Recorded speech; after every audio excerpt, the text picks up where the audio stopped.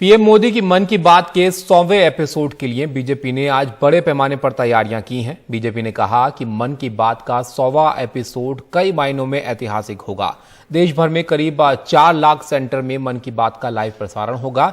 BJP ने जानकारी दी है कि हर विधानसभा क्षेत्र में 100 से ज्यादा जगहों पर बड़े स्तर पर कार्यक्रम आयोजित किए जाएंगे, जिसमें स्थानीय सांसद, विधायक, चुने गए जनप्रतिनिधि, पार्टी के पदाधिकारी शामिल होंगे।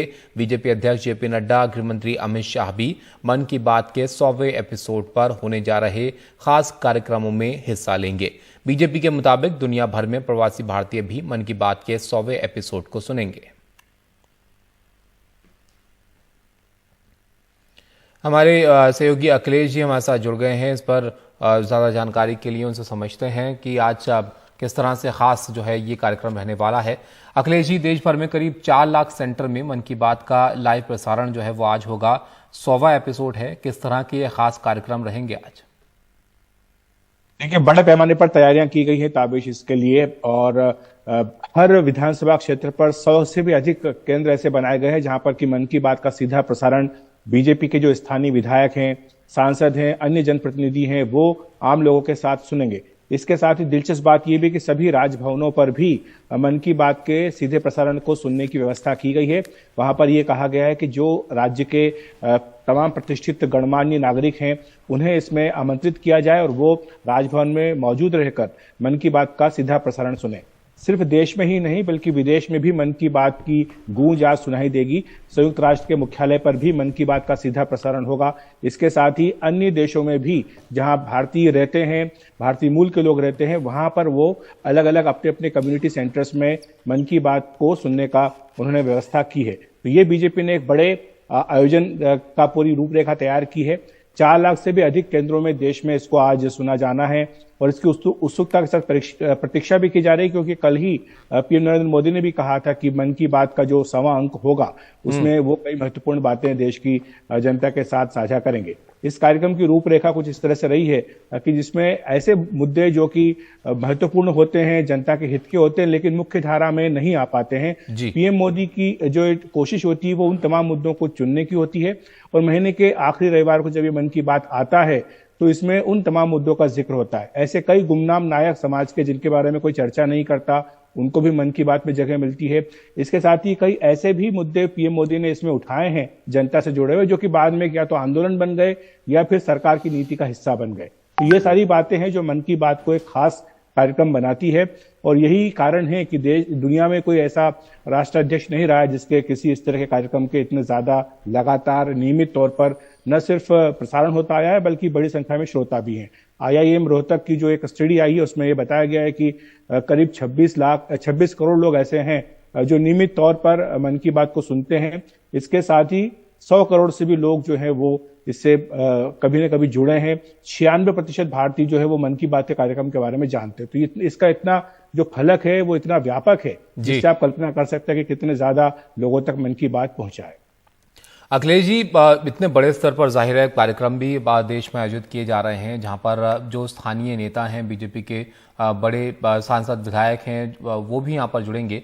क्या इसके अलावा भी दूसरी पार्टियों के लोगों को भी बुलाया गया है? जो वहां की जगह के लोग होंगे उनको भी बुलाया गया है इन कार्यक्रमों में शामिल होने के लिए? देखिए, बिल्कुल, गृह मंत्री अमित शाह जो है वो मुंबई में आज मन की बात सुनेंगे। रक्षा मंत्री राजनाथ सिंह और अन्य जो वरिष्ठ नेता है वो पार्टी मुख्यालय पर मन की बात को सुनेंगे। जैसा हमने कहा है कि हर विधानसभा क्षेत्र पर 100 से भी अधिक केंद्र ऐसे बनाए गए हैं। बूथ जो बीजेपी की ताकत का एक सबसे बड़ा हिस्सा है, बूथ पर जहां कमेटियां बीजेपी की होती है वहां पर भी मन की बात को सुनाने का प्रबंध किया गया है। लेकिन दिलचस्प बात यह है कि मन की बात का अभी तक जो भी उसका स्वरूप रहा है, खांचा रहा है, उसमें यह बात बिल्कुल स्पष्ट है कि उसका स्वरूप गैर राजनीतिक है। पीएम मोदी इस मन की बात में कोई भी राजनीतिक मुद्दा नहीं उठाते हैं, तो इसीलिए इसका एक अलग ही स्वरूप है। आपको बताएं कि अमेरिका के जो तत्कालीन राष्ट्रपति थे बराक ओबामा, वो भी जनवरी 2015 में जब भारत की यात्रा पर थे, उन्होंने भी मन की बात में हिस्सा लिया था। तो ये एक इसका जो एक गैर राजनीतिक स्वरूप है वो बताता है कि किस तरह से ये ज्यादा करके सामाजिक सरोकारों से जुड़ा एक कार्यक्रम है, जिसमें कि पीएम सीधे लोगों से बात करते हैं और लोगों की जो बात होती है वो भी पीएम तक पहुंचती है। जी बिल्कुल अखिलेश जी, हमने देखा कि जो भी मुद्दे उस वक्त चल रहे होते हैं जब मन की बात कार्यक्रम होता है उसका जिक्र पीएम करते हैं। बच्चों से भी बात कई बार उन्होंने की है, लोगों से भी बात इसमें उन्होंने की है। आज किन आज किन बातों पर जो है वो चर्चा कर सकते हैं पीएम, जो मुद्दे हो सकते हैं? हालांकि जब ये टेलीकास्ट होगा तभी ये बातें जो है वो सामने आएंगी कि आज क्या जिक्र होता है, लेकिन क्या चर्चा है आज के कार्यक्रम को लेकर? देखिए, कई ऐसे महत्वपूर्ण मुद्दे हैं जो मन की बात के जरिए राष्ट्रीय परिप्रेक्ष्य में जो हम कह सकते हैं कि उनको लोगों तक पहुंचाने में बहुत बड़ी मदद मिली है। ऐसे जैसे कई मुद्दे आप बात कर सकते हैं जिसमें कि वैज्ञानिक उपलब्धियां, जिनके बारे में अमूमन कम चर्चा होती है मेन स्ट्रीम मीडिया में, उस पर पीएम मोदी ने चर्चा की है। आम नागरिकों के किस्से, उनकी जो समस्याएं हैं या फिर उनके बारे में जो बातें हैं वो उनको बताना। सशस्त्र बलों की वीरता के बारे में पीएम नरेंद्र मोदी ने बहुत विस्तार से बताया है। युवा संबंधित मुद्दे हों, पर्यावरण और प्राकृतिक संसाधन संबंधी मुद्दे हों, इसके अलावा कई ऐसी बातें हैं जो उन्होंने मन की बात में कही हैं, जो कि बाद में एक तरह का अभियान बन गया, जिसमें कि हर शहर में आप देखते हैं कि कोई ना कोई बुत लगा होता है किसी महापुरुष का, लेकिन वो साफ सफाई के अभाव में एक तरह से उपेक्षित होता है। तो पीएम मोदी ने कहा कि इसकी सफाई का अभियान चलाया जाए। कोविड महामारी का जब कठिन समय था, उस दौरान भी लगातार मन की बात के जरिए पीएम नरेंद्र मोदी आम लोगों को एक भरोसा दिलाते रहे कि वो जो है तमाम कोशिशें कर रहे हैं जिससे कि इस महामारी से उबरा जा सके। तो ये सारी बातें भी इसमें विस्तार से की गई हैं। अन्य कोई भी त्रासदी हो उसका भी विस्तार से जिक्र पीएम मोदी इसमें करते हैं।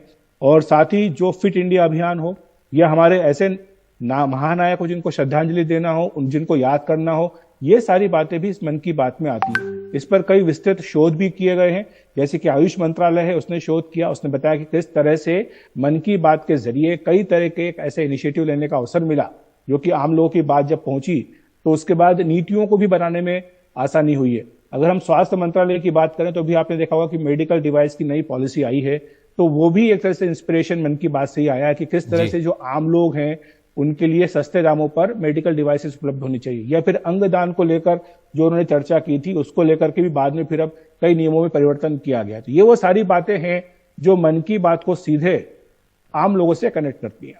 बिल्कुल, जैसे कि नाम ही शो का है, आम लोगों से कनेक्ट जो है करती है। इसमें जिस तरह पीएम मोदी बात करते हैं, तमाम मुद्दों का जिक्र वो करते हैं। शुक्रिया अखिलेश जी आपका इस सब जानकारी के लिए। तो अब से थोड़ी देर बाद जो 100वां एपिसोड है मन की बात का वो टेलीकास्ट किया जाएगा और इसको लेकर पीएम मोदी की तरफ से ट्वीट भी किया गया है, वो भी आपको बताते हैं इसमें क्या उन्होंने लिखा है।